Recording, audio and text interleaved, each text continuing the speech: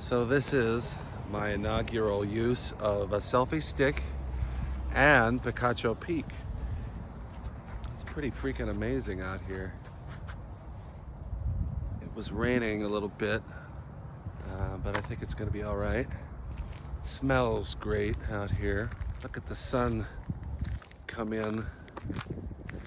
It's just fantastic. I'm trying to recapture the awe I felt in Arizona for about the first 18 months. And I got used to it.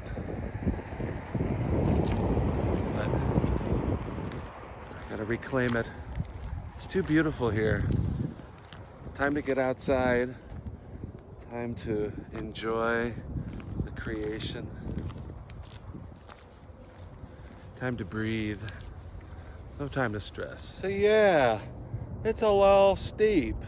I mean, not really, but you can get a nice workout.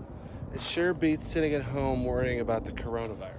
My corona. My corona. My corona. It's not my corona. Yeah, it is. It's everybody's responsibility to social distance. And the report out this morning said young people are also getting sick.